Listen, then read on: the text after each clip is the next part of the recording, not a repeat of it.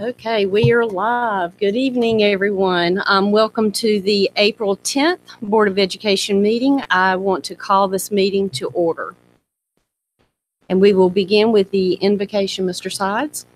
Thank you, Madam Chair. Ladies and gentlemen, the Reverend Vic Weaver from Union County Sheriff's Department to provide tonight's invocation.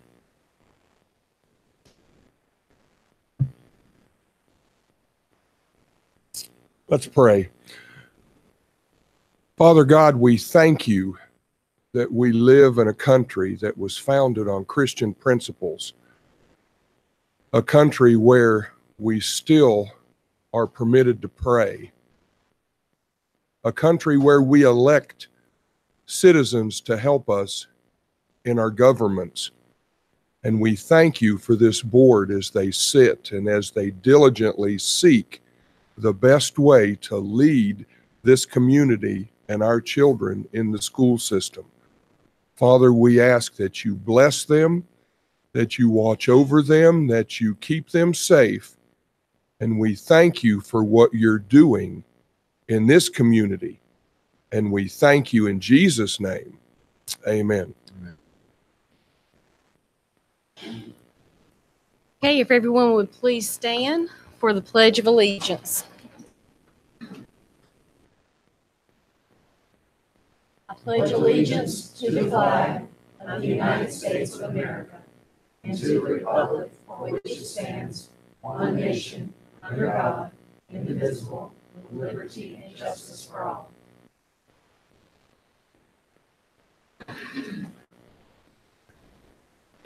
Okay, board, I need to move to approval of the agenda, and there's one item that does need to be removed. Number 14, we need to just remove that completely from the agenda, just strike through that. Anything else from the board? Madam Chair, I make a motion that the agenda be approved as amended. Okay, all those in favor? Aye. Aye. Okay, and we will now have the John H. Crowder Service Award led by Ms. Sturtevant. And board members, if you'll please walk around.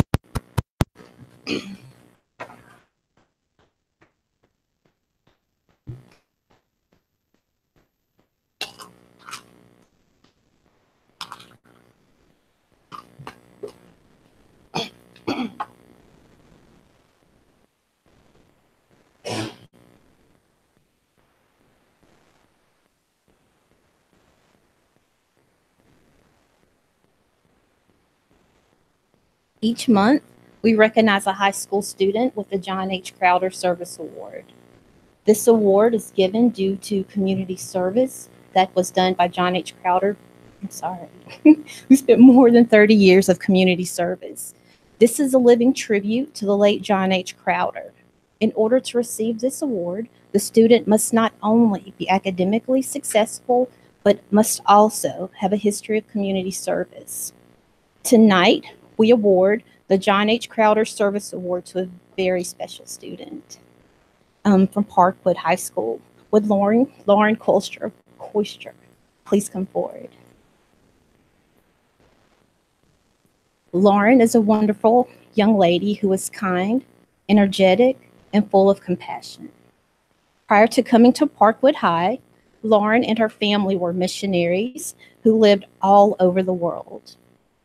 It was through those experiences that Lauren not only developed a deep appreciation and respect for diversity and global awareness, but also found her passion to teach. After being granted special permission to serve as a teacher cadet, Lauren started a teacher cadet program at Parkwood High to encourage others to be teachers as well. She is also co-captain of the Fellowship of Christian Athletes and is a member of the National Honor Society Beta Club and varsity swimming team. Additionally, Lauren serves as a youth group leader at her church and regularly works with middle school aged children.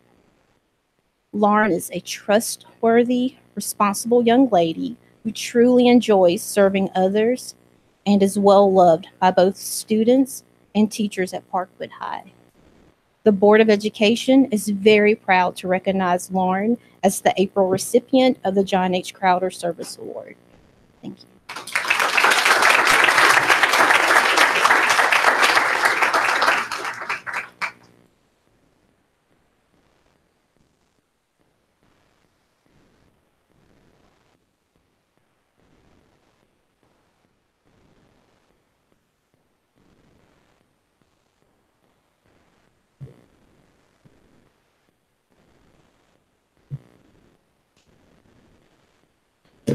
The Union County Public Schools Employee of the Month Award recognizes employees in non-teacher, non-certified positions.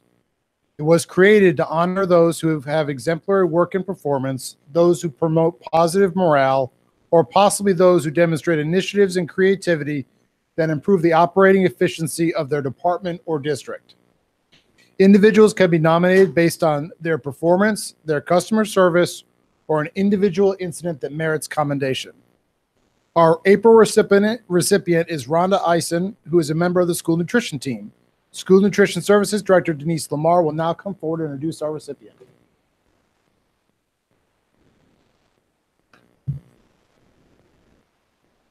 As a member of the school nutrition service team, Rhonda has had a positive impact on the entire school as well as Wolf School. Under her leadership, there has been a 10.15% sales increase at Cata and Wolf schools, no employee turnover, and a perfect 100 health score at Wolf School.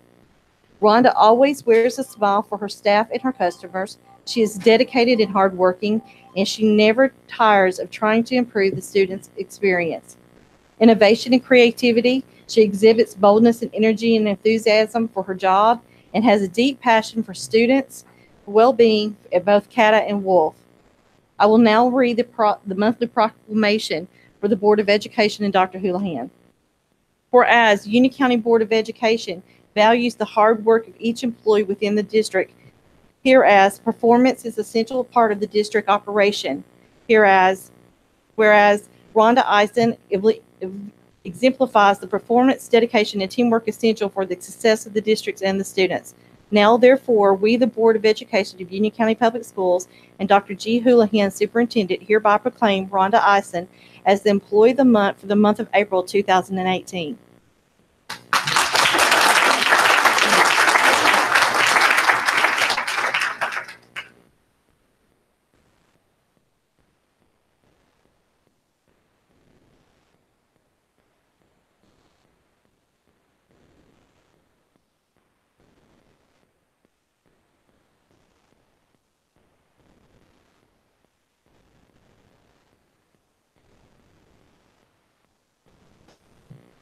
Good evening again.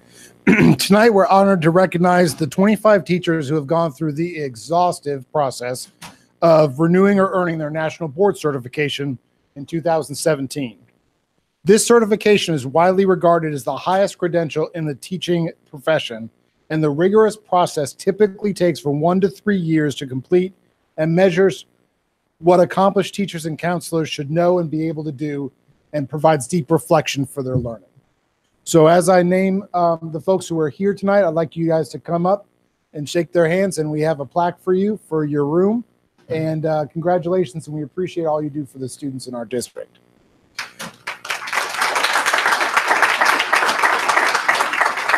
So first, I'd like to name the folks who are earning your certification for the first time.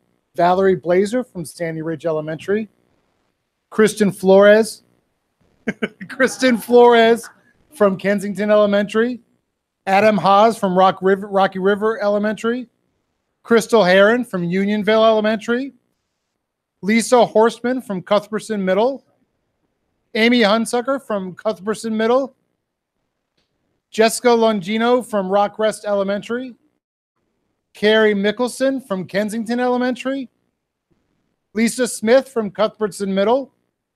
Michelle Truesdell from Rockrest Elementary. Lindsay Weicker from Cuthbertson High. And Carol Wilson from Rockrest Elementary. Congratulations to you folks.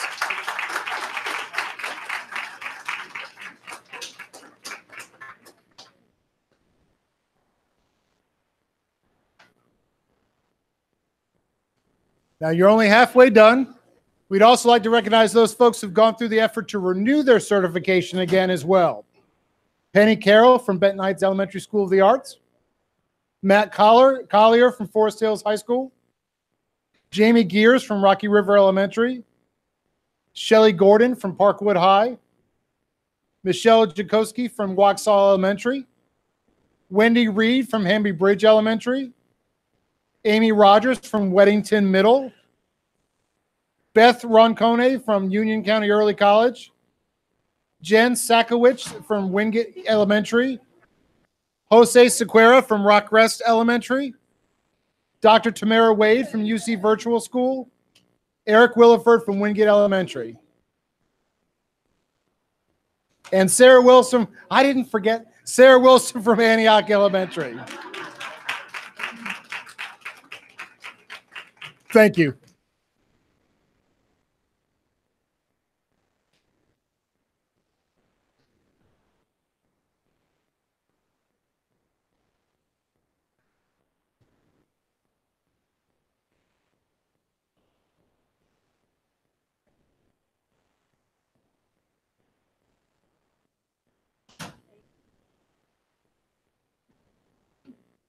Good evening.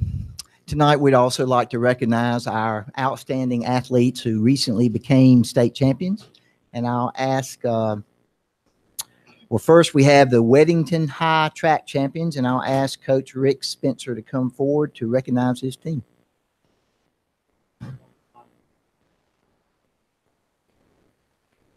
Hi, I'm very proud to recognize our champions. Our boys won the state title as a team and several individual and relay awards. And our girls won a couple of individual awards as well as relays as well. So I'd like to recognize Riley Feltz, Anna Brown, Elizabeth Starkey, Sydney Burke, Sarah Bechtel, and on the boys' side, Dennison Livingston, Mark Connor, Emerson Dowds, Doug Draken, Jake Toomey, Jackson O'Hara, Kyle Durham, Will Mazer, Stephen Larson, Bryson Ragsdale, Chris Mitchell, Matthew Eberhard, Nick Callis, Mitch Wolverton, James Schmidt, and Will Black.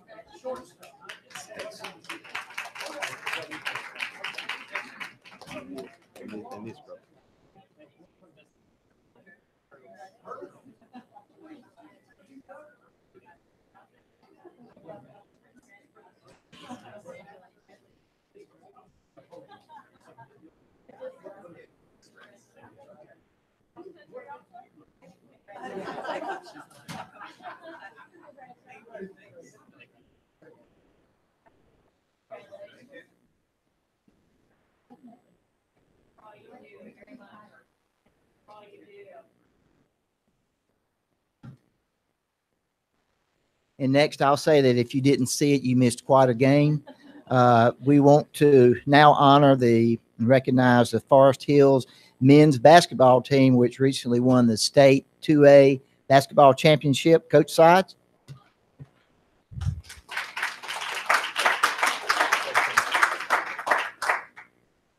Thank you all so much. Truly is an honor to be here.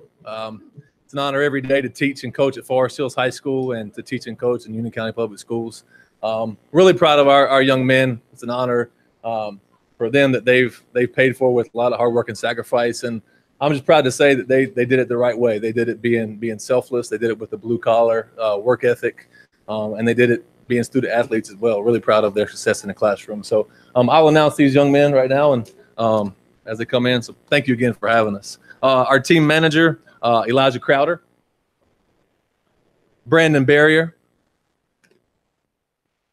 Dylan Wright, Cam Richardson, Jaquan Williams, Isaiah Bird, the most outstanding player of the state championship game, Trey Beelan, team captain Jaleel McLaughlin, Jamilin Blakeney, Garrett Horn, Keyshawn Tyson. Rocky River Conference Player of the Year, Nas Tyson. State Championship Game MVP, Jai Rory. And Josh Owens.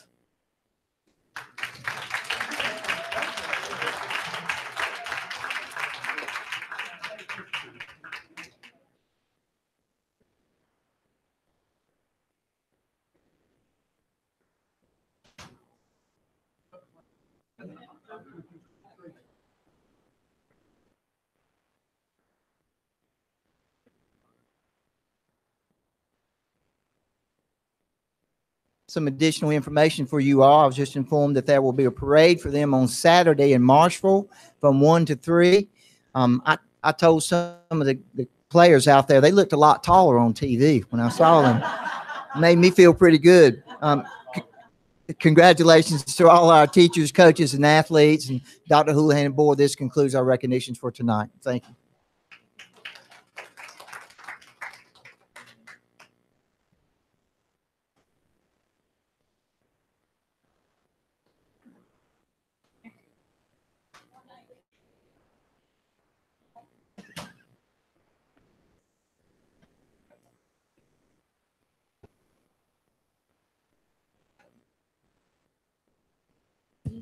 Well, that was a lot of fun, seeing all those students. Board, that brings us to public comments. 30 minutes has been allotted for public comments. Community members wishing to speak during public comments should state their name, address, and phone number prior to making any other comments. The board will not hear in open session any complaints about the performance of school personnel, personnel issues, or confidential student matters. Individuals may address the board for a maximum of 3 minutes. Any person who is appointed representative for a group may address the board for 5 minutes. Should a community member wish to seek information or share items that may not be shared during public comments, our staff are available to address your concerns or provide information. Dr. Charles Faust, Chief School Performance Officer, is available. Dr. Chris Barnes, Assistant Superintendent of Human Resources, and Dr. John Jones, Assistant Superintendent of Teaching and Learning, are here to assist. We have a few names signed up for tonight, and we will begin with Jennifer Stringfellow.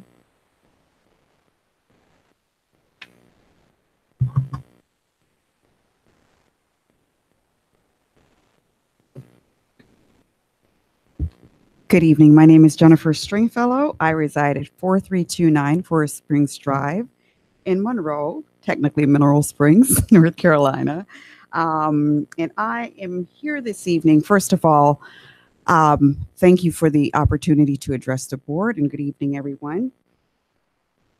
After such a wonderful time of accomplishments and from our students and our teachers,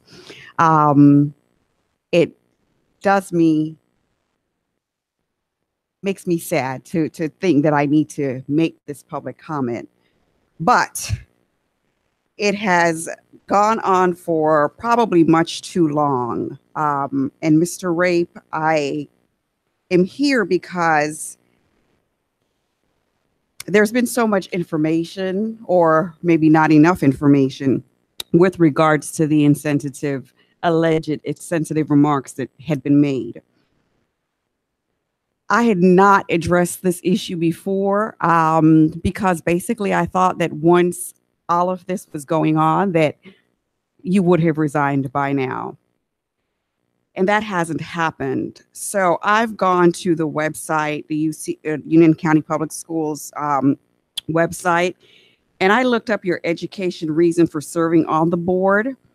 It says, I have a passion for the children of our county and the teachers and staff that serve them. I want to do everything in my power to provide the children and teachers all that they will need to succeed while being prudent with the money that we are stewards of for the county.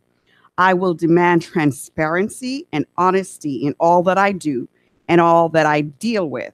I will never forget that I serve the people and children of Union County. I assume based on that, many people decided that you were fit for this board. And unfortunately, at this point, the allegations that have been made and the back and forth, apology and not apology, but I didn't do it, apology and maybe I did it, and the fact that the entire board has censured you tells me that this is something that is very serious, and that if your intention was to be honest and transparent, that is not happening. I realize that you are now running for the Board of Commissioners, and that might be a wonderful thing. But what I am saying and knowing is that the reasons that were given were either poor judgment or they were just foolish. There is no reason for anyone to think that they have to try to connect with anybody by disparaging comments. The best way to connect with people is to respect them. So I stand here as a member of the community to ask you to resign and maybe take the time just to think about what it really means to be a public servant. That's my comments. Thank you.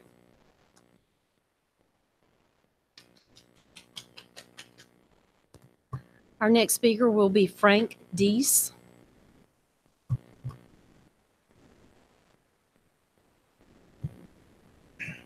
Good evening, and thank you for allowing me to address the board this evening.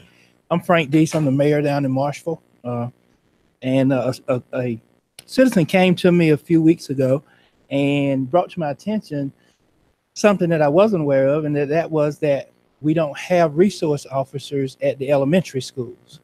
And after going up talking to the East Union principal, Mr. Sanders, and just let me say, you have a tremendous asset in Mr. Sanders. He is a great principal and a great person as far as I can tell. But anyway, after talking to him, I did find out that the East Union resource officer actually handled the elementary schools, but that she was also responsible for not only for Marshville Elementary, but for Wingate, Rock Rest, and another one, Union. And so, quite frankly, that's just inadequate in my opinion or whatever. So long story short, I went back to the board, took that information back to my board, and we talked about it. We bounced around and we looked, and we're still looking to see if there's something we can do in our budget to help out as far as Marshville Elementary, because this citizen and I myself am very concerned that for the safety of our children. We just want them to be safe when they're in school. And so in the meantime, we did draft and unanimously pass a resolution. You all have a copy. And if possible, and if I have the time, I'd like to read that resolution into the record, if I may. I gave my copy away, so I got to do like the young folks and read it on my phone. So, huh? Yeah, that will. Thank you so much. Thank you so much. Who's that? Christina Hale, lifesaver. Okay, so basically this is just a resolution requesting a safety resource officer be placed in Marshville Elementary School. Whereas we believe our children are our most valuable and most precious resource. And whereas elementary school violence is tragically rising, and whereas our children's education and safety is entrusted to the Union County Public School System, and secondarily is shared by the county and state governments as well.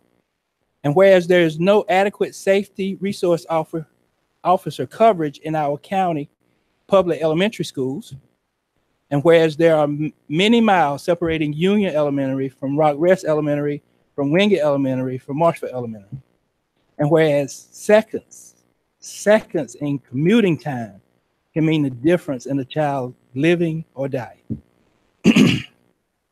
Now, therefore, be it resolved that the Town Council of Marshville requests that the Union County Public School System place a safety resource officer at Marshville Elementary full-time, as well as all elementary schools in Union County. We also request that the Union County Public School System further engage the Union County Board of Commissioners and the North Carolina State Legislature to provide adequate funding to keep our children safe by any means necessary. Finally, we request that if a resource officer cannot be placed at every elementary school, priority consideration be given due to the dangerously long response time inherent to our geographical situation. Adopted the second day of April, Frank Dees, Mayor, Beth Ursary, Town Clerk. We realize how stretched your budgets are. We're going through the same thing, so we understand that. We're not here to demand or force. We're here to request that during your budget cycle, that you really do the best you can to try to get an elementary school resource officer at every elementary school. Even if it takes going to the Board of Commissioners and going back to them and going to the state or whatever, you will have my support, I promise you, because that is just that serious. So thank you for your time. I appreciate it. Oh, any questions I can answer for you? Okay.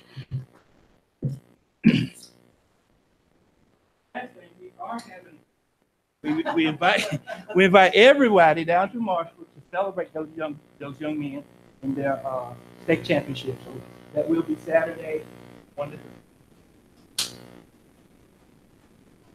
3. Next, we have Julie Sandoval.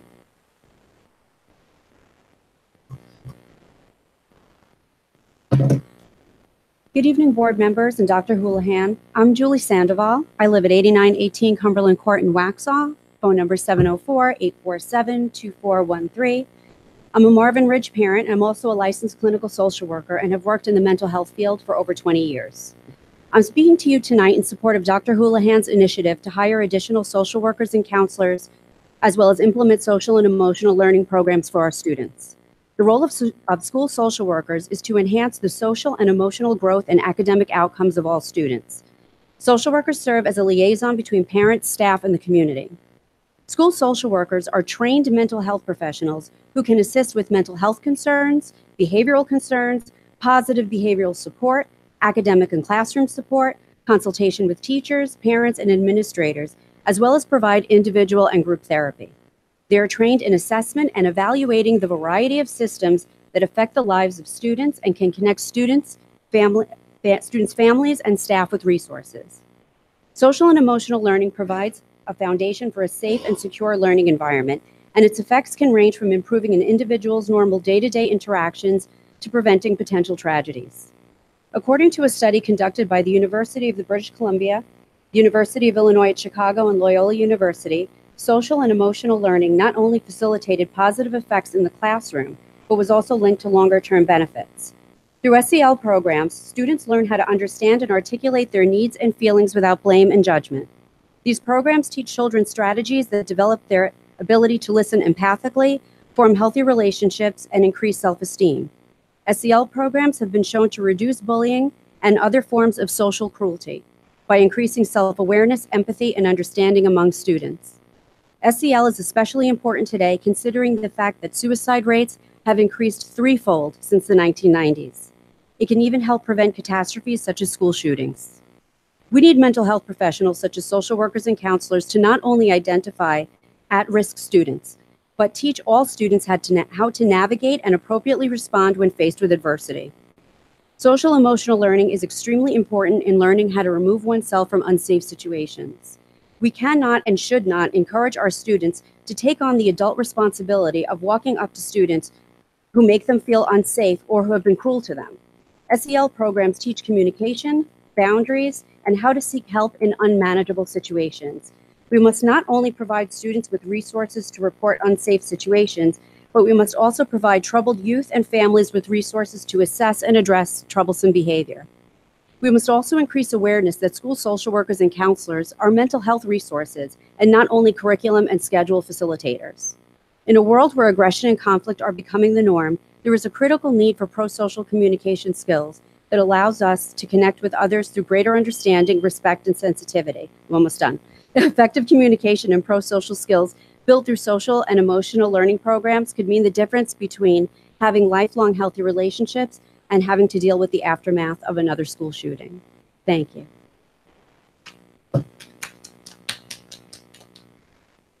Okay, our last speaker tonight is Claudia Sandoval.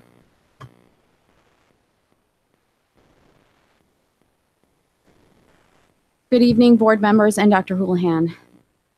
My name is Claudia Sandoval, and I live at 202 Abbotsbury Court, Waxhaw, North Carolina. My phone number is 704-993-6854. My daughters were in the 4th grade during the Sandy Hook Elementary School shooting December 14th, 2012. One hiding in a music room closet and the other in the gym. They stayed hidden with their classmates, hearing gunshots over the loudspeaker, seeing their classmates crying, and when they exited the building, they ran, not sure if there was a gunman ready to shoot them. After dealing with this trauma, I started researching evidence-based methods of preventing school shootings, and that's why I support the recommendations by Dr. Houlihan to increase mental health professionals in schools and make an investment in social and emotional education of our children. Improving school climate is a common sense way of protecting children. A 2017 study published in the journal Child Development reviewed 82 school-based social and emotional SEL programs, which involved a little over 97,000 kids, and found that these programs resulted in significantly improved skills, positive attitudes, pro-social behavior, and academic performance. These programs were also able to serve as protective factors against the development of subsequent problems such as conduct problems, emotional distress, and drug use. School counselors are an integral part of managing SEL programs, but today they seem to be focusing on helping with curriculum decisions. And my daughters, now at Marvin High School, didn't even know they could speak to the school counselor about social emotional issues. While improving school climate is important, it probably won't eliminate children threatening violence. As parents, we all have experienced children saying things they don't mean. Dr. Cornell from the UVA Curry School of Education states that properly implemented threat assessment allows schools to recognize serious threats, as well as avoid overreacting to threats that are not serious. Trained mental health professionals are needed to assist with this process. Additionally, schools using threat assessment approaches had less student aggression, including bullying and fighting. While UCPS's response to school threats have been appropriate, it's not clear whether the suspended child receives the help needed to understand the reasons behind their behavior, and whether the schools have mental health professionals available to help the child be successful upon returning to school. We can't just give up on troubled kids, for if we do, we set them up for potential violence in our schools and our communities. And Adam Lanza demonstrated that in Sandy Hook. While I understand keeping our kids and communities safe also involves security measures, they should not overshadow prevention as a key component. Although we cannot predict where and when these tragedies will occur, we do know that healthy and successful students are less likely to become individuals who commit these atrocities. As a mom whose children experience gun violence, all I want is our kids and families to be safe. Thank you.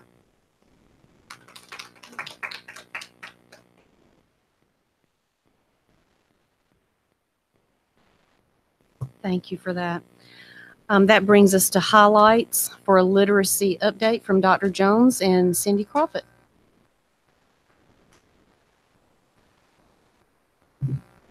Good evening, board members and Dr. Houlihan. Dr. Crawford could not be here this evening. However, I can certainly continue the presentation. A famous author once said that a book is a dream if it is a dream that you hold in your hands.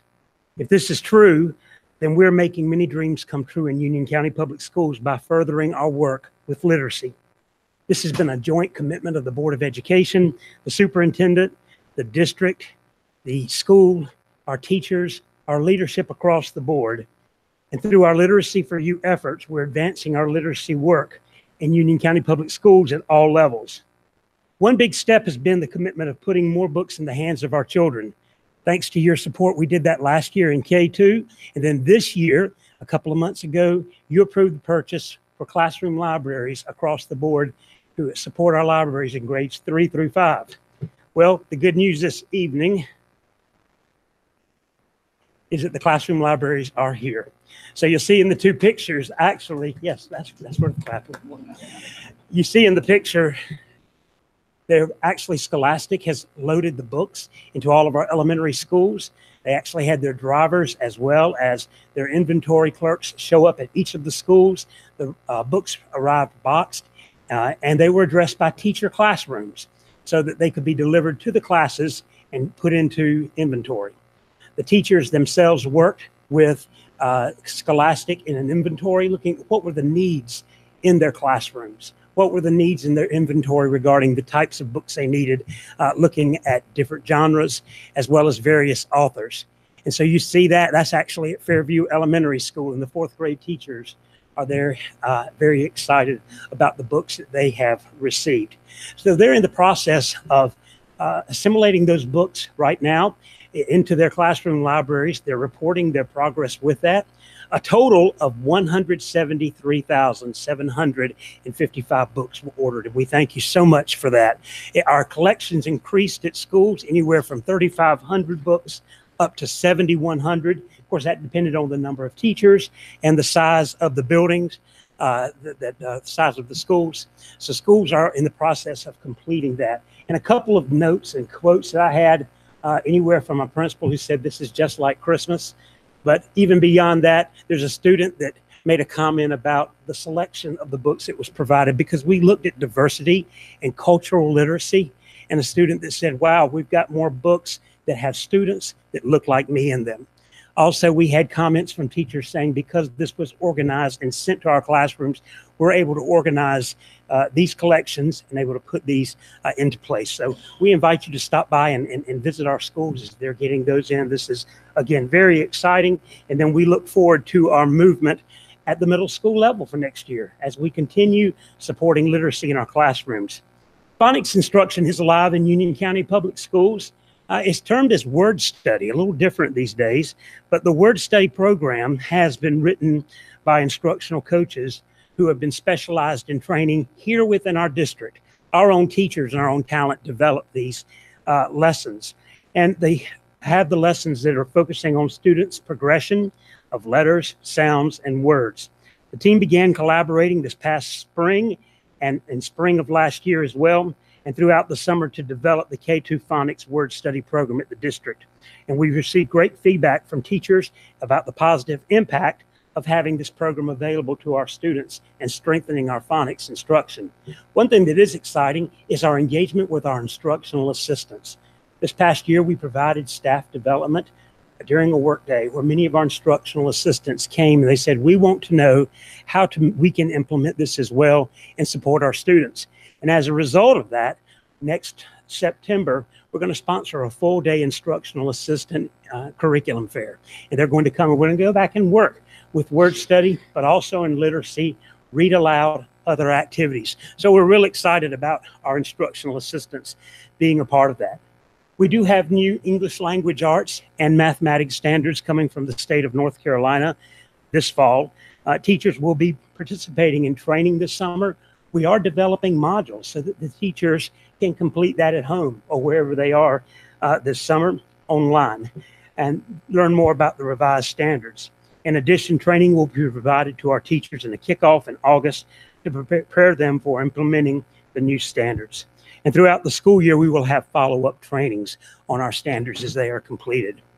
At the middle school level, we've completed training with our middle school teachers on interactive read aloud. Sometimes we think about read aloud with picture books and other books at the younger age, but we want students to be able to take information and text and be able to write and expand those ideas. So we've completed and are completing middle school interactive read alouds, as well as we continuing disciplinary literacy across the curricula at middle and high schools, and in particularly focusing upon training for digital literacy, how students can take digital literacy and apply that, as well as common assessments. We've restructured those at the middle and high school level where we're focusing on smaller chunks of text and being able to break those down and work. So that's continuing, and we're working with Ohio State University in staff development in that area. So that continues at the middle school level. Our curriculum committee, as well as other leaders in the system, have been involved with supporting our students who may be struggling with reading, particularly difficulties such as dyslexia or other reading difficulties in their work. We're continuing that with our elementary and moving and looking at the middle school and the secondary level of what we can do. Many times our middle school students, they have complex knowledge. They have good information, but still may have specific difficulties in being able to decode or read. So we want to continue to provide support with word study, fluency, vocabulary. One thing at the middle and high school level, motivation as a reader enters, because we want our high school students to be able to take technical works of reading and be able to apply that. So motivation is a big part of that.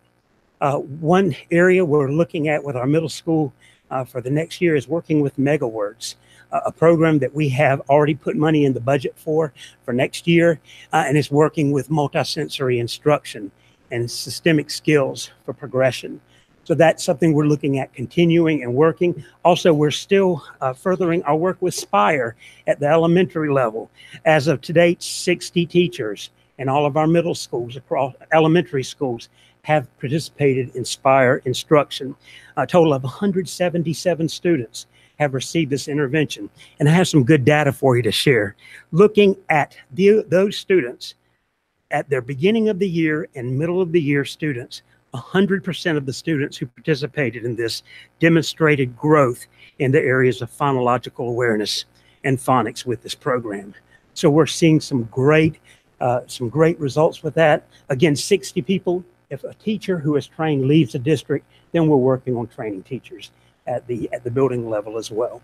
So we're excited about how we're going to advance that into the secondary level. So books and brackets. And I'm going to turn this part over to the superintendent because this is his baby. I told Dr. Jones he can just keep rolling, my man, but he wants me to take it, so I'll take it.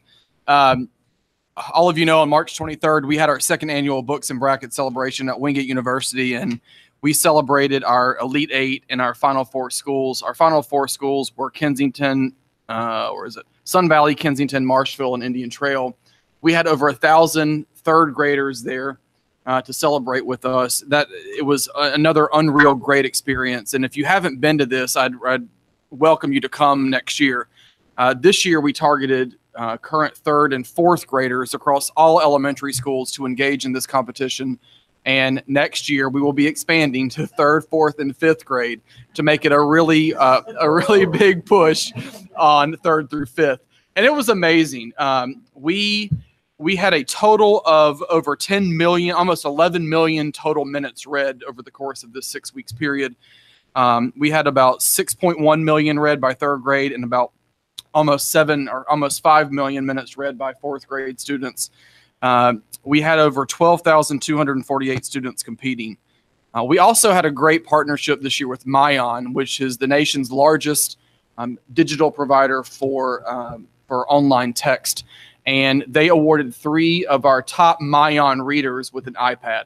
And all 3 of these students were boys, which is just amazing to see the love that the digital platforms are having is really taking off. So if you're able to attend, thank you. I want to say a big shout out to Dr. Rhett Brown and Wingate University for hosting us again. And a big thank you to the United Way, who is our Slam Dunk lead sponsor. So fantastic.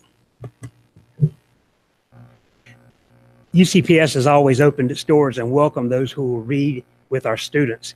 However, since the superintendent has highlighted our one-to-one reading, tutor, and reading buddy programs, our numbers of volunteers of adults reading with students, they have skyrocketed.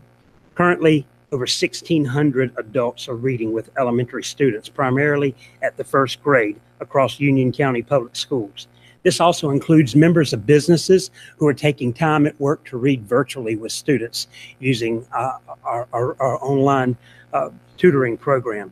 And as you see in this picture, and I say our dear mayor because Mayor Kilgore supports our program so well, even he finds time to go and read with a student. He said that's probably one of the best times of his week.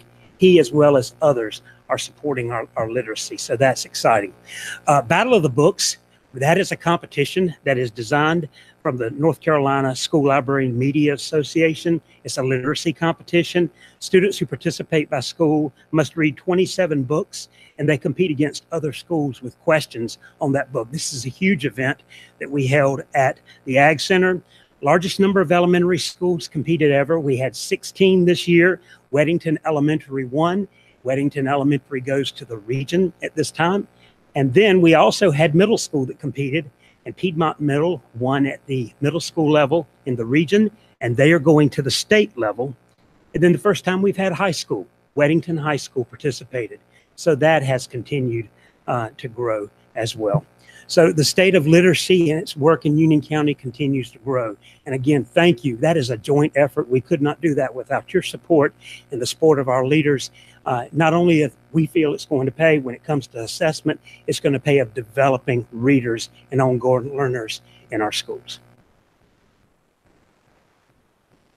Any questions? Well, I don't have a question. I'd just like to make a comment. Dr. Jones, I want to compliment you and your entire staff, particularly on the implementation of the SPIRE program and the anticipated rollout of the MegaWords program.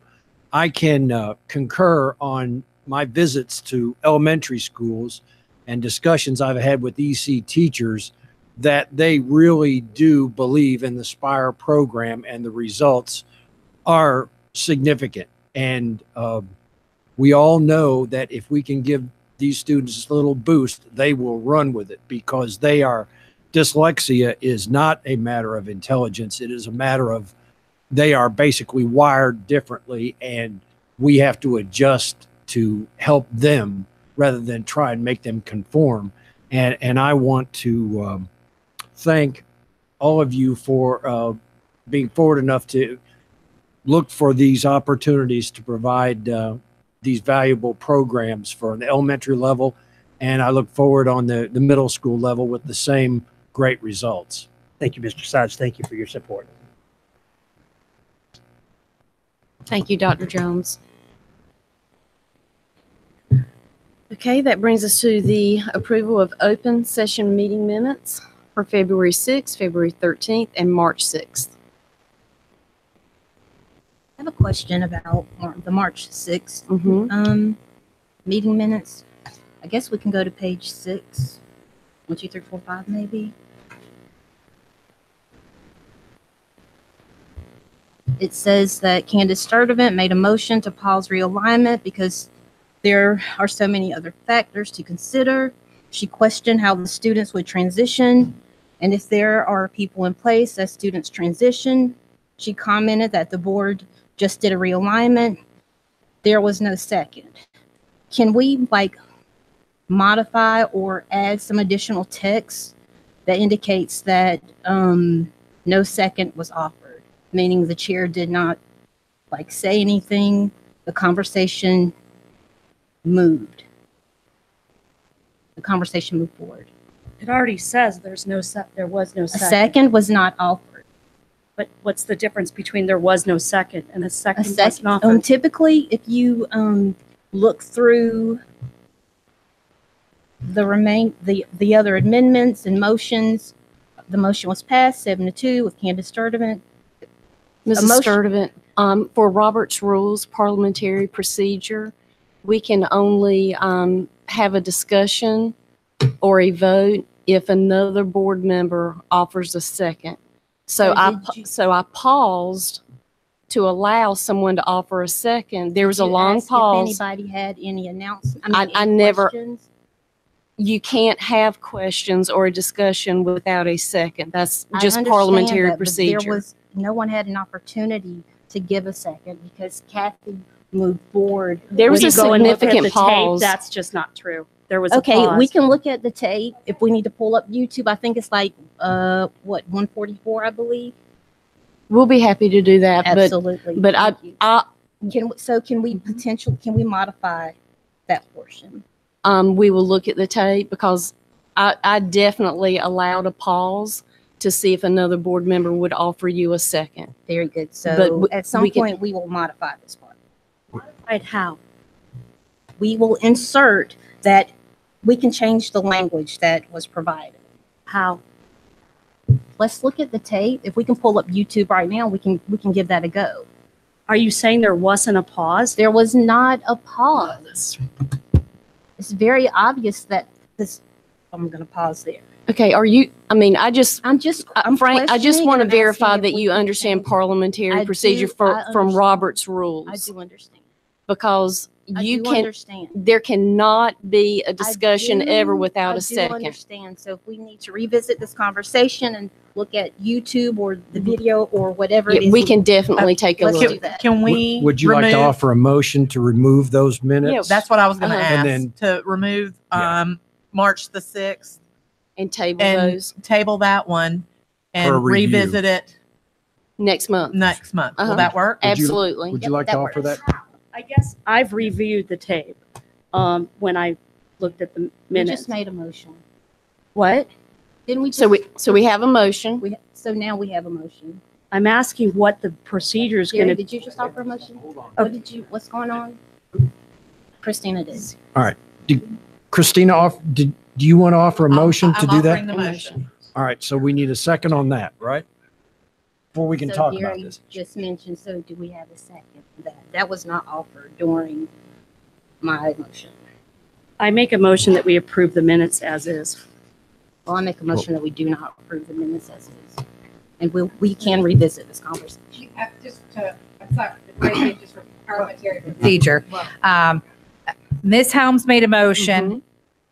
There's not been a second yet on that motion. I don't know if there is a second, but before we can take the other motions, we have to close that one out, and then we can take Ms. Heintel's, and then I don't know who else. Somebody else. I understand. I think at the end of the deal, at the end of the day, Let I me just think make a there- second so that there we can should make be this legal. consistency when individuals are making motions and that sort of thing. I second, just second. So we have a motion and a second. Now we can discuss.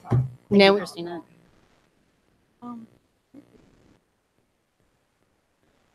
I do just want to add that we were going down the list and I guess there wasn't really any procedure.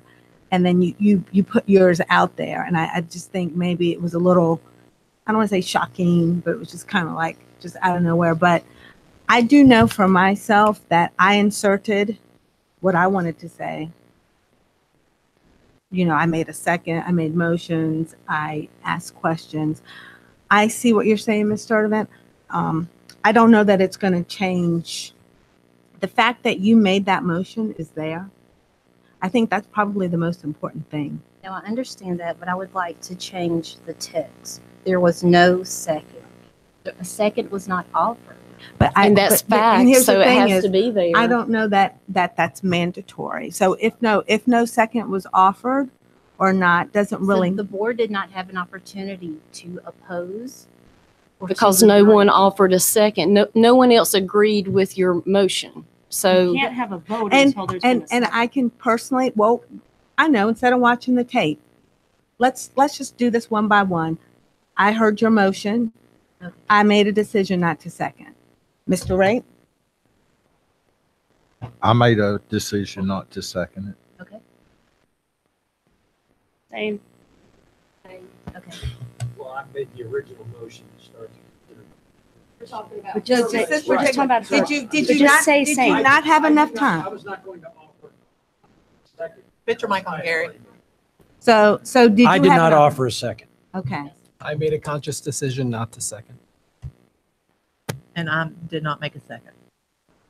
Or I made a conscious decision not to make a How second. about no second was made? Does that work? Yeah, Ms. there you go. Sturdivant, does that work? How about that? No second was made. Yes, no? Okay. So what's your suggested wording? So I think we plan to revisit this conversation, right? Well, No, I we think haven't there's a voted motion. on that. Christina We're make still the I talking. made a motion, Ms. What's your- Boyd seconded What it, and wording so, did you want? But didn't Christina just make a motion? but and now we're we can discussing discuss it. it. And we're discussing it. What's your suggested language change? That a second was not offered.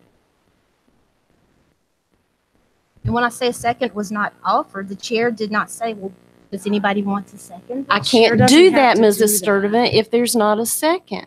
I can't do that. What I'm saying, what I'm trying to articulate is that you did not ask. Candace made a motion. She made a motion. Does anybody second? You did not say But that. she doesn't need to, Required. but it's not required. That is not parliamentary procedure. It is not required. I mean, it's Robert's rules. Okay, It's parliamentary procedure. so I'll keep that in mind every time someone makes a motion.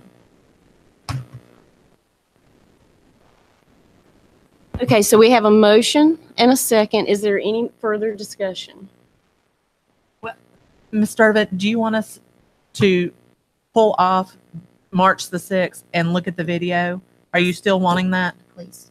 That was not her motion, but That she was can, my motion. Okay. That was my motion. Mhm.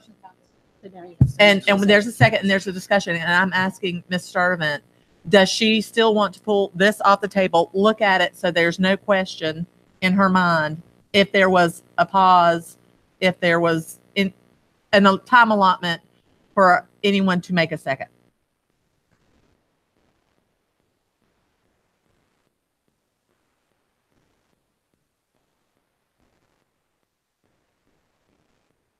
Okay.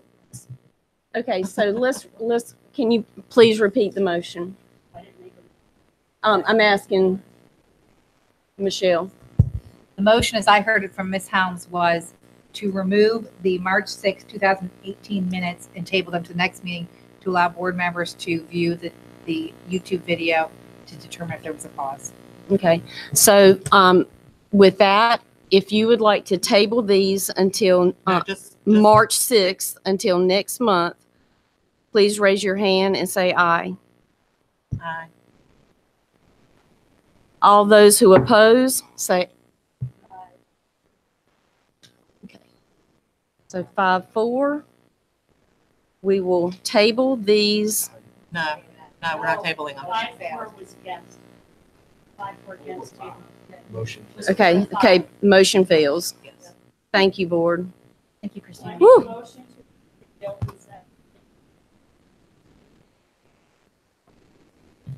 Second. Okay, all those in favor? Aye. All those opposed?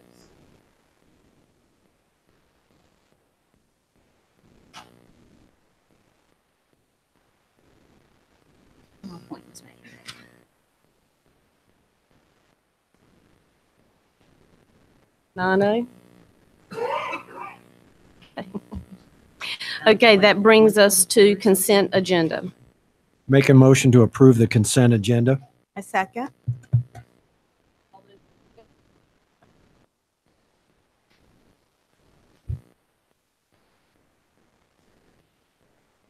Okay, we will now have the superintendent's report. Thank you, Madam Chair. So first of all, welcome back everyone from spring break. We're on day 2 back from our week off. I hope everyone had a great week with your friends and family. We have about 2 months left in the school year, so I certainly want to encourage our students and staff to stay focused and really close out the school year well. We have several national celebrations that we are also celebrating locally here in Union County this week. This week is Assistant Principals and School Volunteer Month. And so both of these groups are absolutely critical to our success in our school system. And so I want to give a huge shout out to all of our assistant principals. You are wonderful leaders and great people, and we appreciate all that you do to support our kids. We also want to highlight groups of volunteers who help us every day. You heard from Dr. Jones, one group with our Read With You volunteers. If you are a volunteer, we want to say thank you. We appreciate your time and all of your dedication to our schools and to our students. As you've heard, UCPS will hold a career fair this Saturday, April 14th from 10 to 1 at Weddington High School. So come to the career fair and then jump on down to Marshville to the parade. Just make it a UCPS day. Principals and HR staff will be available to answer all of our questions and hire applicants hopefully on the spot. Each year, we typically hire about 250 or so teachers due to attrition. We have almost 200, I believe, folks already signed up today to come to the career fair that are looking for employment in Union County as a teacher. So I look forward to seeing you all there. I have some exciting news to announce tonight. Union County Public Schools has been awarded a $1 million project grant from Sprint. This grant helps high school students who do not have reliable internet access at home to have hotspots that they can take home with them for their devices. The grant is worth $65,250. It includes 450 devices. So for our mostly of our rural communities, this is going to be a really big added advantage for access. We plan to focus our year 1 efforts this year in the Forest Hills cluster with our Forest Hills high school students, and then plan hopefully the following year and subsequent years to look at other locations like Parkwood or Piedmont, or you have a more rural environment. But we are now working with Sprint on implementation. We have not received the grant award in terms of notification, but we have received a letter saying congratulations. So I want to say a big thank you to Jay Parker, our CTO, who has worked really hard on this. And so Jay, good job. Thank you. And finally, today recently I had a parent who reached out to me about seeing firsthand a program in one of our elementary schools that was really looking at this issue of social and emotional learning. And so today I went to Rayview Elementary School and went to Miss Purcell's class. And what I saw there was absolutely amazing. They've started a project this year called a compliment tree. And basically there is a real live mural in their classroom that has leaves that are added every month of compliments that kids give to each other. And every week, the students pull a name out of a hat. And for that week, as they say, their responsibility is to spy on that child whose name they pulled out for one reason. And that's to identify something positive about that student. And they take 10 minutes once a week and they exchange their leaves and they say to each other what their compliment is. This is 4th grade. And, you know, I sat there for the entire time and heard this going on. And as a parent of a 4th grader, I'm sitting there thinking to myself, how do I get this in every classroom? It's one of those things that if you don't see it in person, you don't understand this is the definition of positivity and kindness. And I asked the 4th graders, what are you going to do next year if your 5th grade teachers don't have this same structure? They all unanimously said, well, if we don't have this in 5th grade, we're going to ask the teacher to do it. But if for some reason he or she doesn't, it doesn't really matter because we're not being forced to give a compliment. It's part of what a good citizen should do. And I can go on and on and on about this, but I want to say a big shout out to Candace Purcell and to Rayview Elementary School. The school there does have plans to expand school-wide next year. This is a no-cost, easy to scale up program that I am really going to be working with them on how can I replicate this as an idea in more of our elementary schools. I would encourage you, members of the board, to check that out. It was a really powerful, positive part of the day today. So shout out to the students there and to Miss Purcell. So it's called a compliment tree. So thank you for that referral, and thank you to our kids and to our teachers. And that concludes my remarks. Okay, we will now have the 2018-19 superintendent budget recommendation.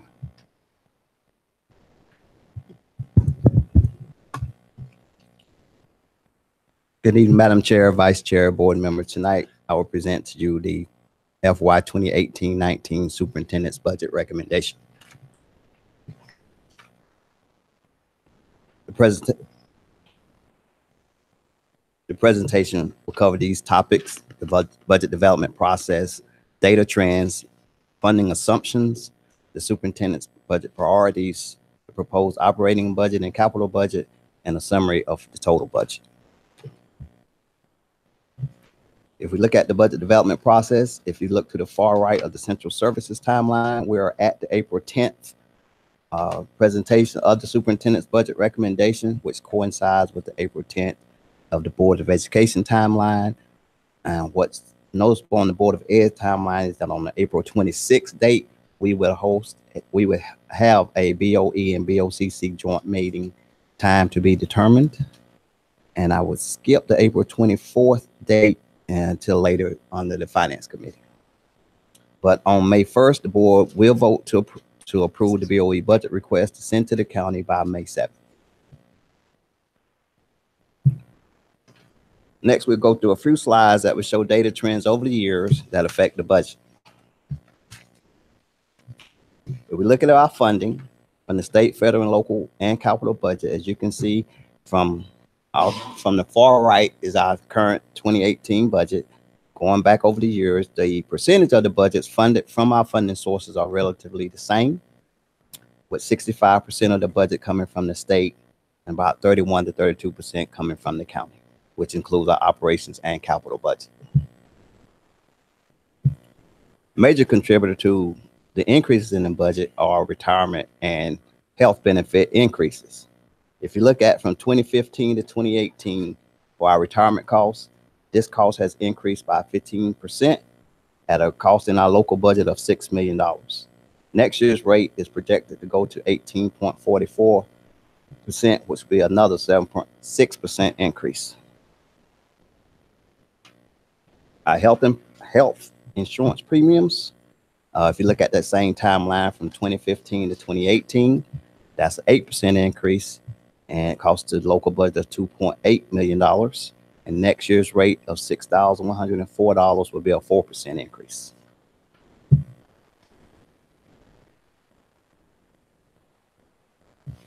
Our student enrollment, meaning UCPS students and charter school students, the county funds us on the total of both. And if we look from the 2015 to 2018 school year, our total growth has increased by 3.5%. But what's significant is our charter school growth during that same time period has increased by 85%. Next year's projection will put growth at 120% in charter schools. How does that affect our budget? Our Union County Charter School allocation. Back in 2015, the pass-through was $3.7 million, and it's budgeted at this year at $7.442 million, which is a 99.5% increase, or $3.7 million.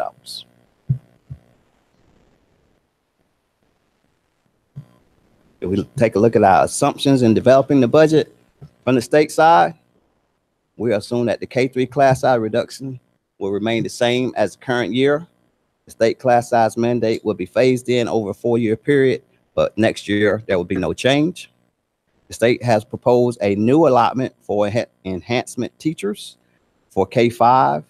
And this year we are projected to receive 23 additional teachers for enhancement, and they will scale up this formula over the next 4 years. There will be salary increases for certified staff, principals, and assistant principals. And our other employees will receive a 2% salary increase, and our health insurance and retirement costs will go up again. On our local side, we will assume that the BOCC will fund those state mandated salary and benefit cost increases for all employees paid with local funding. One of the major assumptions is also that our school tax rate of 44.445 of each $100 valuation of tax property will remain the same. And that, as you will see later in the presentation, that the major focus of this budget is the superintendent's focus on school safety and security for our students and staff. I'll now turn it over to Dr. Houlihan to discuss his budget priorities. Thank you, Mr. Covington. So coming to you today, there are three big categories of budget priorities. The first one is entitled School Safety and Security. The second one is investing in our employees. And the third one is a focus on continuous improvement, areas that we have gaps in service or programming that we'd like to shore up. When it comes to school safety and security, what we are planning and proposing is a significant focus on the mental health, social, and emotional learning. We have a fantastic relationship with Sheriff Kathy and have asked him that on the physical side, when it comes to school resource officers, let's work in parallel with you if you're interested in the expansion of SROs. I firmly believe that that aspect of our budget should not come out of our budget, that we should leave that into the hands of the experts, in this case, the Union County Sheriff's Office and other municipalities, to address that possible expansion. On our end, what I firmly believe is that we have got to fill gaps when it comes to social and emotional learning, specifically social workers, mental health therapists, and counselors. Right now, we only have 3 social workers for the entire district. This board, under your leadership last year, funded additional positions at 6 focus schools. One principal is here from one of those schools, who this year, for the first year ever, have dedicated social workers and mental health therapists. And our teams, our faculties have told me, above all that we've done, that is making a tremendous difference in terms of wraparound services and aid to families. So what we've put together and what you've received is a 3-year phase-in plan. The total cost over 3 years is a little bit over $4 million. Year 1 is a little bit over $1.5 million. And what this does is accomplish several different things. Number 1, adding in next year additional positions to all clusters based on their needs in terms of counseling support, social workers, and mental health therapists. This also shores up gaps we have centrally to help support our counselors and social workers from a leadership standpoint. So those positions would ensure that all school clusters, no matter your zip code, will have additional resources to help students that are in crisis or families that need additional services and help. This plan also looks at professional development because we know that we've got to do a better job of training not just counselors and social workers, but all teachers on these aspects of mental health triggers, early warning signs, and red flags that might come up for kids before they have an impulse to do something that is unsafe. So that will be a big, big push in our coming year as well, is the professional development aspect, as well as the curriculum writing aspect that Dr. Jones's team is responsible for, and looking at developing a social emotional learning curriculum that spans K through 12. And finally, from a more capital physical standpoint, school visitor management. Right now in our school system, there are a handful of schools that have what are called video doorbells. And what that means is there's a camera outside the front door. You ring a bell and someone from the inside has to buzz you in. We don't have that in all schools. And so the idea with this request is to implement this into all of our elementary schools next year, and also look at a visitor check-in system that, again, not all of our schools have, that will require all visitors to the school to check in, give your license to the school, have that scanned through a background check. You're printed out a label or a visitor's badge with the location where you're going. A handful of our schools have that, and that's mostly been funded from PTOs or boosters, but a lot of our schools don't. So you'll see funding requests in this. Again, this is a 3-year phase-in. I'm reasonable enough to know that we probably can't go for the whole $4 million in 1 year, but based on the feedback I've received, I am confident that anything we do from an additional or an expansion standpoint is going to make a difference. And our principals are fully supportive of this and will tell you that the need is there no matter what part of the county that you're in. The second aspect of our budget in terms of priorities is around investment in our employees. Mr. Covington talked about our mandated salary increases we're expecting from the state, as well as employer benefit increases. We have to put additional funds to cover our local employees. We are in the process of doing compensation studies, and so you'll see funding in the budget to address market rate increases for staff, particularly in our skilled labor workforce, our electricians, our plumbers. We are really non-competitive when it comes to surrounding regions, and these individuals must be brought up to market. We're also offering a $5,000 stipend. We have 2 cohorts of employees.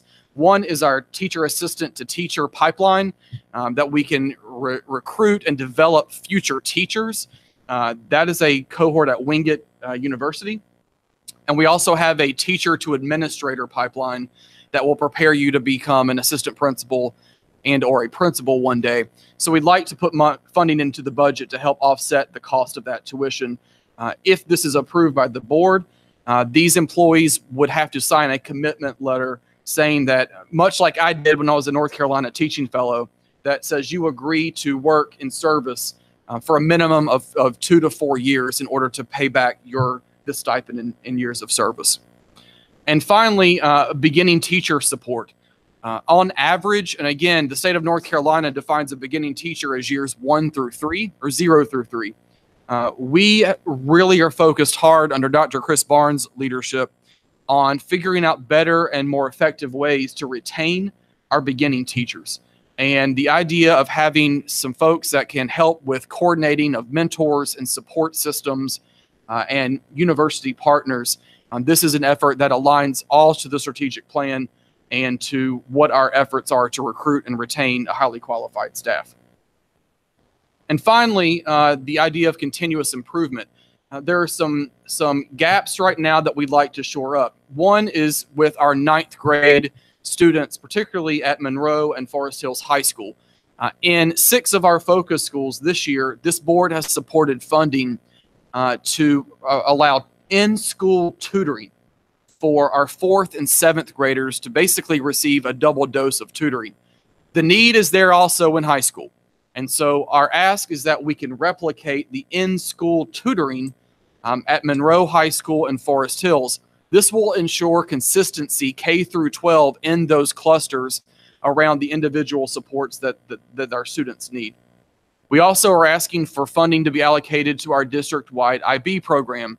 Historically, we have not offered transportation to that program, and there are students who can qualify from other parts of the county that are not going to the program because we don't offer them transportation. I'd like to remove that barrier and allow those students who qualify from all aspects of the county to take advantage of that program. You heard Dr. Jones talk about dyslexia and learning disabilities. There's curriculum support in this budget to help expand our dyslexia support services for grades 6 through 12. And finally, a student assignment management system. We want to streamline our student transfer process, our realignment process to a technology platform that has been launched last night, and we will have an ongoing cost with that. So you'll see funding position in that to really streamline and take away the pencil paper ideas of processing those requests. So I personally, before I close, want to thank Mr. Covington and Shauna McLam and the finance staff and really all of our cabinet for your due diligence in looking at your budgets and helping to identify what our priorities are. And we'll take questions at the end, but I also want to thank the board for your support of this. And again, Mr. Covington, thank you for your leadership. Thanks, sir. I will now present the dollars associated with the operating and capital budget starting for next year. And let's start with the operating budget. Before you can put a budget together, you must first project your revenue source. And as we took a look at our county revenue projection, we received word from the county that our adjusted penny value was $2,612,000. If we assume, based on our assumptions, that our current penny rate will stay the same at 44.5 cents, that gives us $116,254,292 for 1819 of tax value. Add in our true-up funding from this year of $3.145 million. Our projected revenues $119,399,735.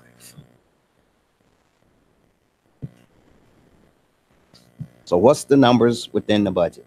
If you start with the base budget, which we adopted this year of the $96.9 million.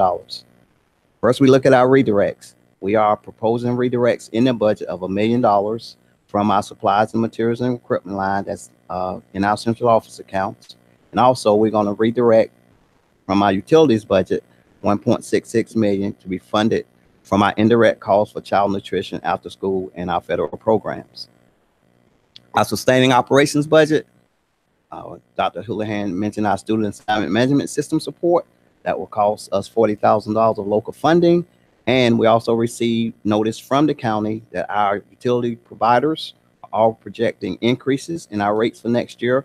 We took a look at our utilities and averaged those rates out at 3%. That will cost us $359,000. So our total sustaining operations is $399,000. Investing in our employees. We discussed the salary increases that will be mandated by the state of 7% for certified staff, 3% for assistant principals, and 2% for all non-certified staff. And you see the numbers to the right for each of those salary increases. All total is $894,000 effect on the local budget. We also mentioned the compensation and market study for our skilled labor force in the maintenance department. Those adjustments and those salaries will cost us $286,000.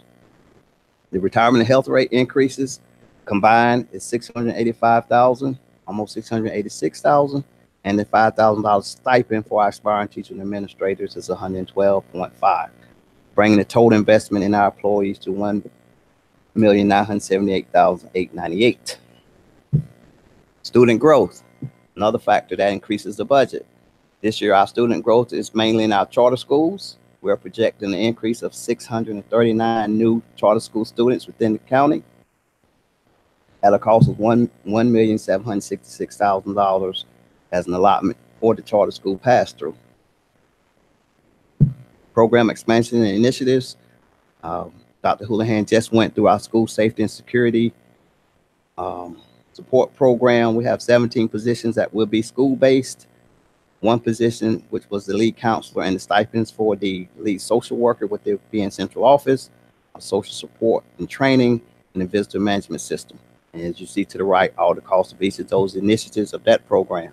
Our 2 beginning teacher support coordinators will cost about $120,000. And our secondary school support with the 9th grade math, the district-wide transportation, and learning disabilities. Total program expansion and new initiatives is $2,255,682, bringing our proposed county appropriation to $101,150,039, which is a 4.3% increase, or $4,233,580.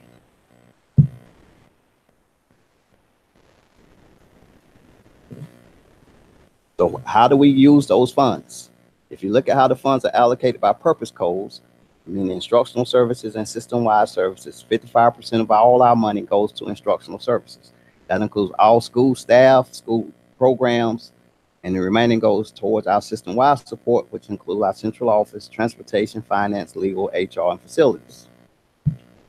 And how's it allocated by our object codes? As you can see, the education system is labor-intensive, and so 68% of our budget goes to salary and benefits. The other 20% goes to purchase services, which is mainly for utilities, maintenance projects, bus and vehicle repairs, and professional development, and the remaining 12% for supplies and materials. Next, we take a look at our capital budget. Our capital budget is broken down into 3 facets: facilities, transportation, and technology services. On the facilities, we're proposing $14.5 million for identified building projects and $350,000 for vehicle replacement. So we will be replacing 10 vehicles that have passed their life cycle. On the transportation, we will be replacing 50 bus cameras and purchasing 2 bus lifts that will be used at our maintenance garage. On the technology, this is the 2nd year of our administrative device lease payment. That's $635,000, and it's the 2nd year of 5. And this year we're going out to bid for our student devices for grades 6 through 12, and that projected cost is $2,050,000 for this year. And we also have to have some backup storage equipment in case of disasters, and these are servers that we will purchase for the technology department for $485,000, bringing our total technology services to $3,170,000. So our proposed county capital budget is $18,249,696. And as I reminded the Finance Committee this afternoon, as a note to the full board, we will be taking all 3 of these aspects of the appropriate budgets to the appropriate committee when they're ready to meet. So in summary, our proposed county appropriation for the operating budget, the $101,150,039, is an increase of $4,233,580 over last year. And our capital budget of $18.3 million is a $2,694,508 increase over last year, bringing our total request for $119,399,735. If you look at the adjusted penny value, you would see that the budget as presented is balanced. And we'll take questions.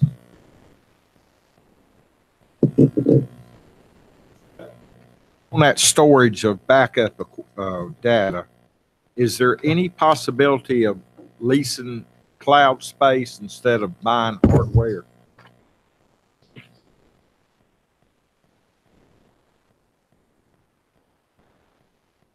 Yes, sir. We investigated that, and the cost was around $60,000 a month for our cloud storage to store all of our email, our disaster recovery, and our backup. Because cloud storage is not just storing data in the cloud, it's a service. So with the service, there's network capability and access to it, so you have to incur those costs with it.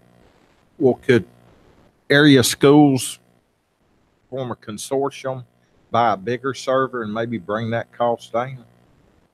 Most of our area schools contract out with third-party vendors. We do it in-house, so the cost in-house here would cover about 3 to 5 years of service. Currently, we're down to about 20 terabyte of spare space, and that's a 500 terabyte. We house all of the email for every employee, whether they're currently employed or have retired or left. So we keep a large amount of storage in our home directories and that. And also we keep our all of our files and redundancy and disaster recovery backups. We're at 10-day right now, a 10-day cycle of recovery backups. And you always get uncomfortable if it's less than 20. So this will buy us that 20-day margin and store our files too. How long would this hardware carry us? 3 to 5 years. Of our 18 servers that we have now, we've only got 3 that are 2 years or new.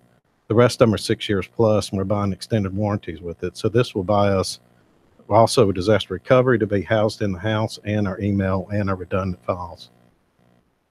Can they not be compressed, the data?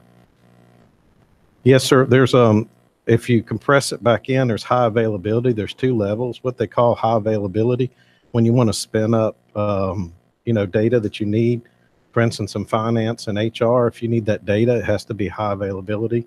So it has to spin it up. So if you put it off on a slower storage, it takes a while to pull that back up from being uncompressed. So we have to keep it that way. But couldn't you compress previous emails that go back forever?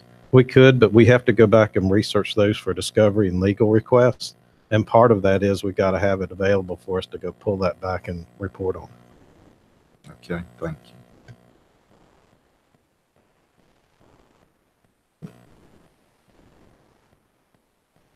Any other questions? Okay, well, thank you, Mr. Covington. Thank you. We appreciate the presentation. And Dr. Houlihan, thank you for your work. Okay, that brings us to number 15, a Finance Committee update. Mr. Sides. Thank you, Madam Chairman. I'll be brief since the majority of today's Finance Committee meeting at 5 o'clock was our first look at this budget, and we had numerous questions.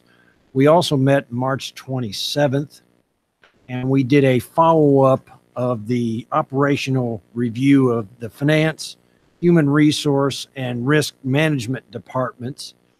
And I'll be glad to supply the specifics of the report that was updated from those departments. But in generalities, let's just say they are reviewing policies, procedures, and positions to make sure of optimum efficiency and compliance.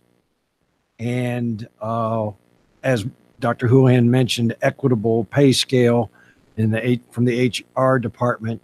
And also in our risk management department, we have invited our risk manager, Ms. Himmel, to visit us at a future meeting to discuss provide a report on the risks associated with and emergency recovery procedures and policies. The one action item I do have is a tweak of the Board of Education budget timeline. As Madam Chairman mentioned, we have a joint meeting with the County Commission and the Sheriff for further discussions of the budget and additional SROs for our elementary schools. And we would like to, in lieu of a Finance Committee meeting on the 24th, we would like to schedule a full board work session. And it has come to my attention since the Finance Committee meeting this afternoon that a Monday evening session would not be possible. There are commitments on the 23rd, that Monday, as well as Wednesday, the 25th. So I am going to propose that we have a work session, a board work session, 8 o'clock on April 24th. No, we need to do it in the morning. There's a obligation, some boomers that evening. Unfortunately, the evening of the 24th won't work. That too. So so that's why I'm saying it looks like our only window of opportunity is the 8 o'clock on the 24th for a work session. A full board work session on the budget. 8 o'clock in the morning. Well, I'm proposing that, for as an action item. And I'm sure if there are some board members that are unavailable to attend, can make arrangements to call in as well.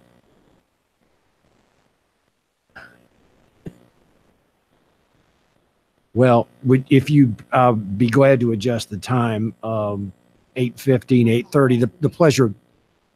No, I know what you mean. I'm running close too, and if there's any traffic, I won't make it from dropping my boy off. But point being, after consulting with several board members with other things going on out in the community, it appears that morning is the only available window for a work session, unless you want to back up to the week before or Saturday or, but yeah, exactly. So I would propose a work session on the 24th at 8:30. Would that be advisable to give everybody a little extra time in case of traffic? I can make it whenever. It's better for people. Yeah, the evening would be much better. Yeah, I won't be able to make any morning.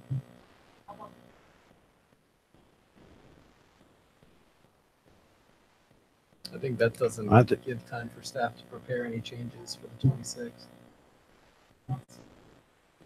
Yeah, but that won't give staff enough time for the 26th.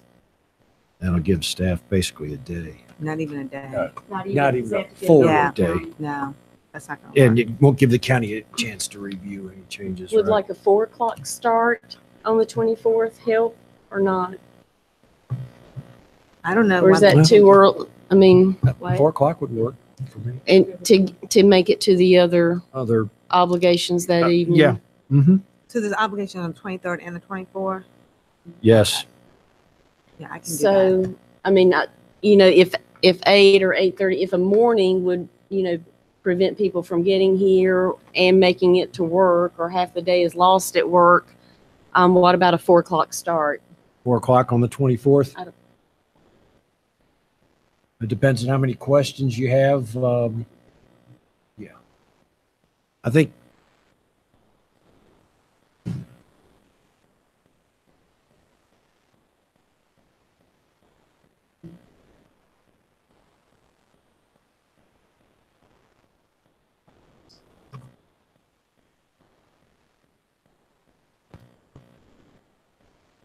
So, I know a lot of us have significant commutes in the morning for work. So I just need a good feeling. Would you rather have it at like 8 or 8:30 in the morning, or start it at like 4 o'clock in the afternoon? That way you can get to work, do what you need to do, and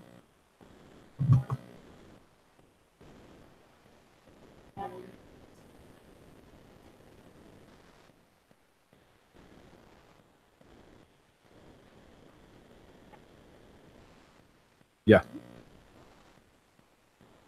All right. Well, how about everybody raise their hand if they could make it at 8:30 on the 24th, if that works best for them. That's all. I'm flexible. Well, if you're flexible, raise your hand. If it works. That looks like, all right.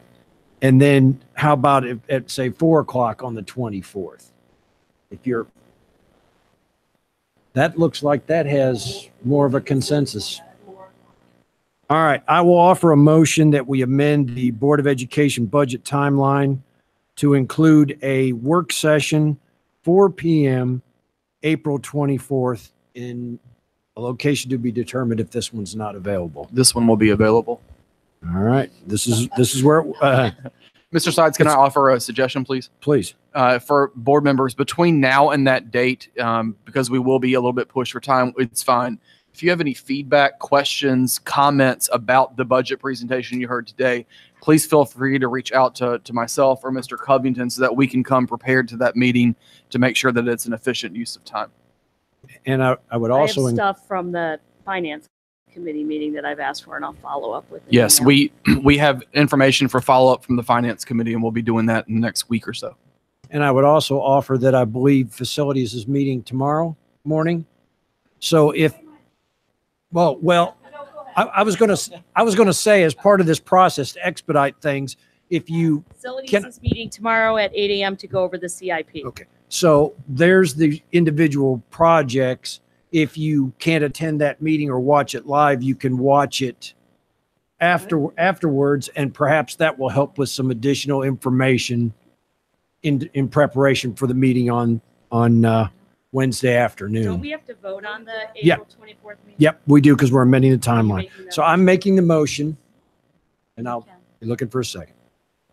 It came out of, oh no, it didn't. Well, no, we It did not. massaged You it since changed then, it, so so let's start I fresh. second. Second. All those in favor? Aye. Aye. And that concludes my report. Harry did mine, so you.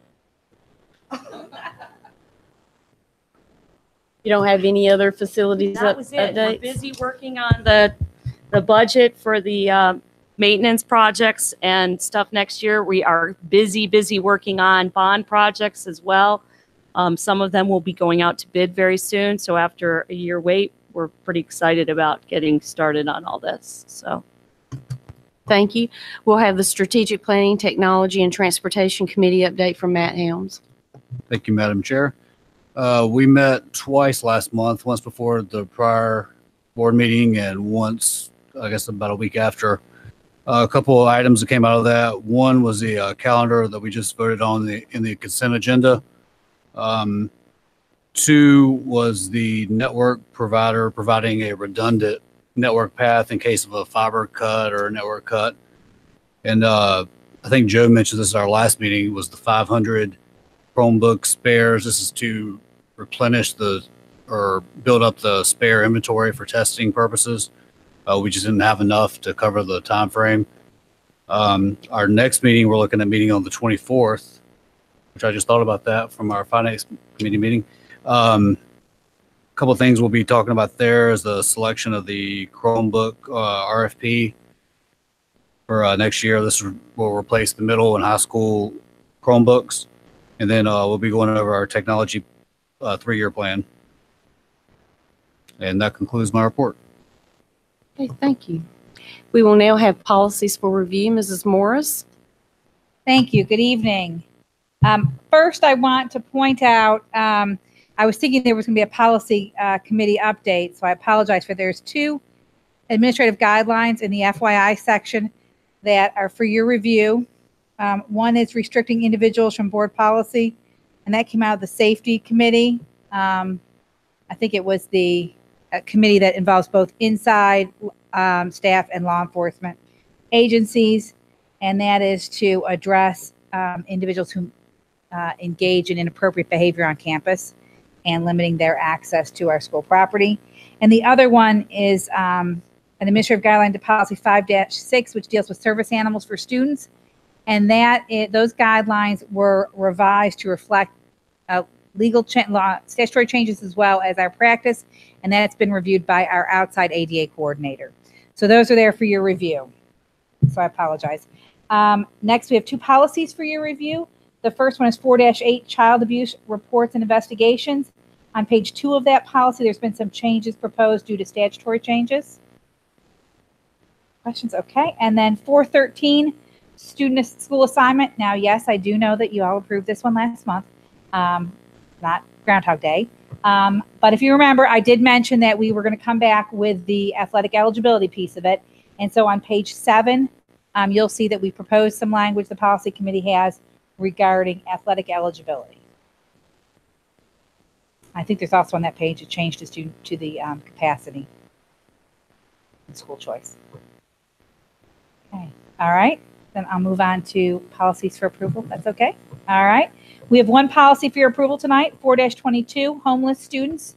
And if you remember, when we brought the school assignment policy to you, I indicated there were some This was kind of a policy that piggybacked on that one, and so it came to you for review at the last meeting. It's been to the policy committee prior to that meeting and subsequent to that meeting, and I've received no recommendations from board, school staff, stakeholders to change that as it comes before you tonight.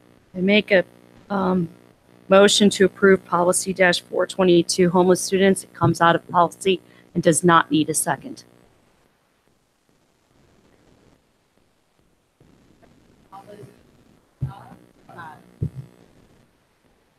Thank you very much. I make a motion to approve the closed session bids. Second. Okay, all those in favor? And now we will have board comments. What?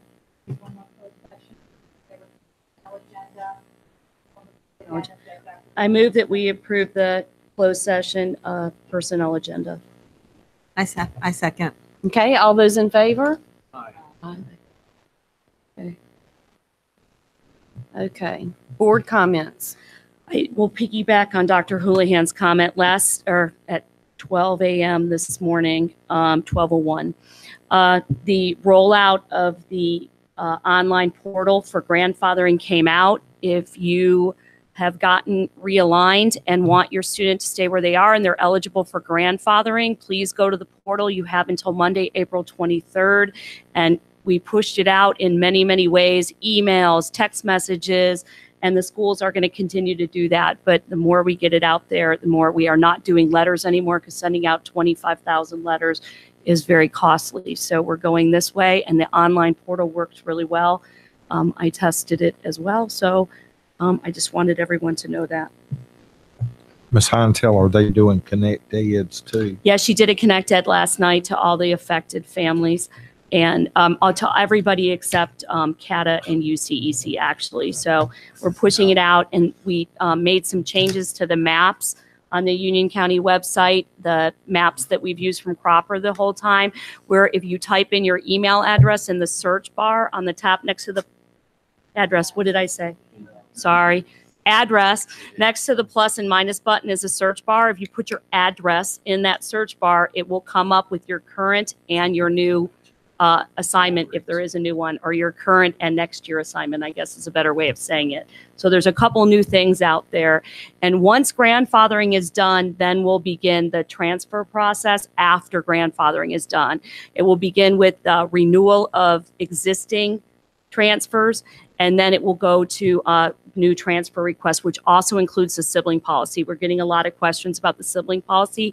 Because the sibling policy is not part of grandfathering, it's part of the transfer policy. It comes under that. So just wait until June 1st and we'll have that up and going. But things are going to come in parts, and we're hoping that the new online system really moves things along and gets rid of a lot of paper. So I have one more question. I'm not really familiar with the cost of Connect Ed calls, but how much does it cost for us to do that? And I'm asking, I would encourage, if it's low in cost, to do many of them and document it, just so inevitably somebody will come up and say, nobody told me. I don't know of the cost of that as a service. Excuse me. there was emails too as well. So we're pushing it out. And your point is more not really the cost, but is if we could keep doing it, it would be a great thing. But I think the schools are going to take part of that over.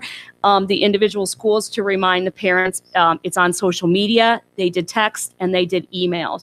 So, and you get an email once you filled out the online portal correctly saying that all your information has been captured.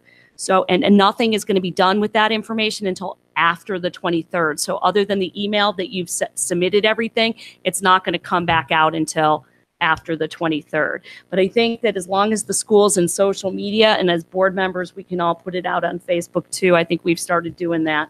So that's a great thing for people to take a look at too. So the board knows, we have discussed and kind of my expectation around over communication, to your point, Mr. Rape. I think this is an area that we can't over communicate enough.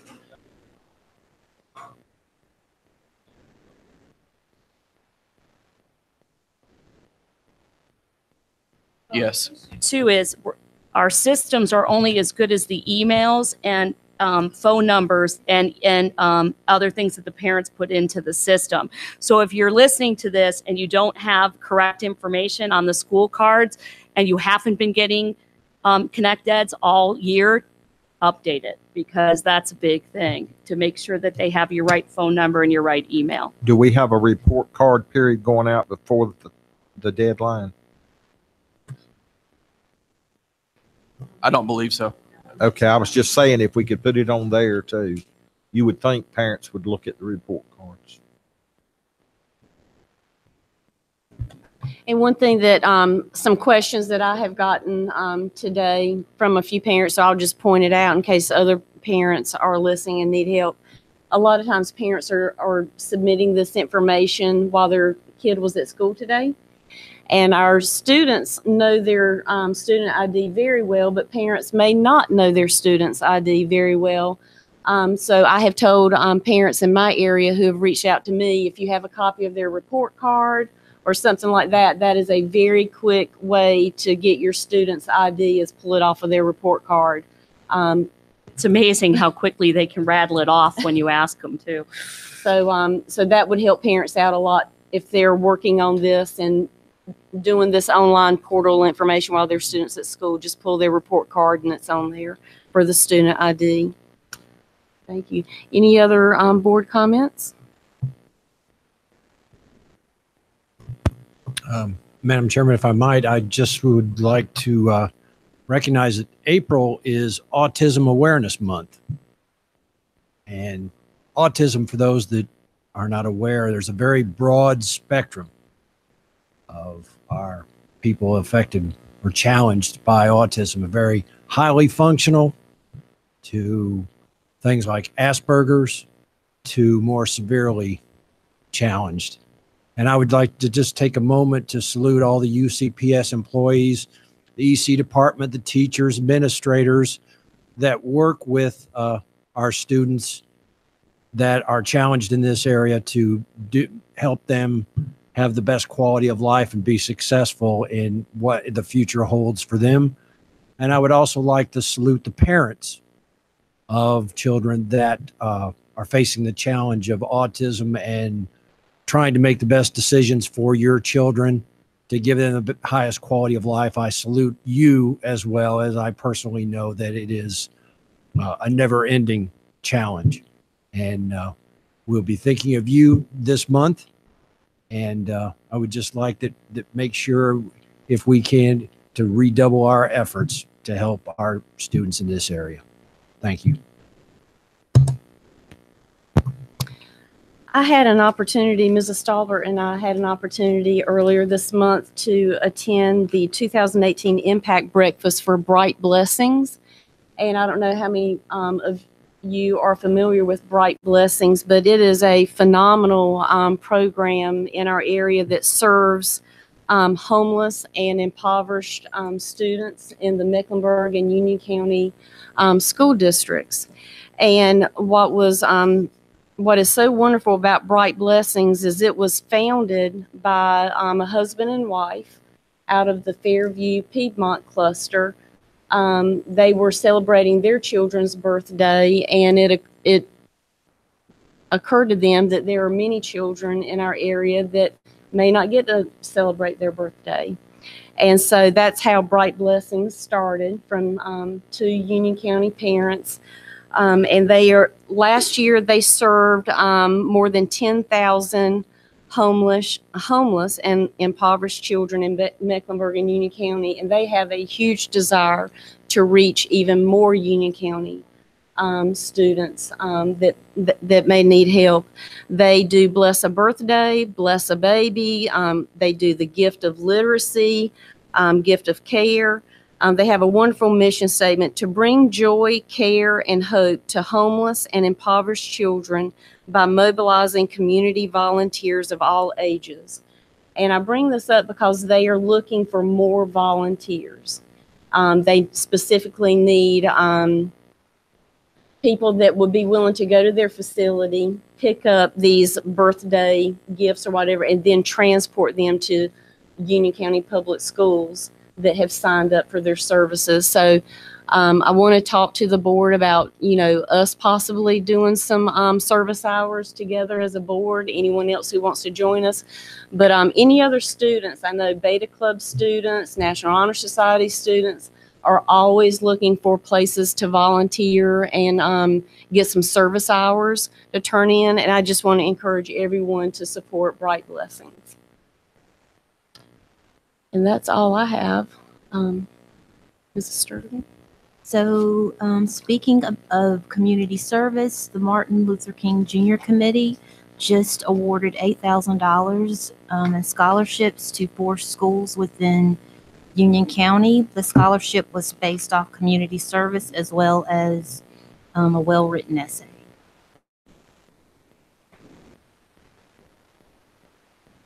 Okay, are there any other committee updates as far as dates and times? I think You mentioned April Spirit. 24th, the split committee was looking to meet at 7:15 in the morning. Oh, wow. Ooh, big day. Okay. And Facilities is meeting tomorrow at 8 a.m., a week from tomorrow on April 18th at 8 a.m. for a regular meeting. And the policy committee meeting is meeting the 25th of April at 9 a.m. and curriculum will be meeting on April 27th at 9 a.m. Okay? And if there are no further announcements, then we will motion to adjourn. Make a motion to adjourn. I second. Okay, all those in favor? Thank you. Thank you.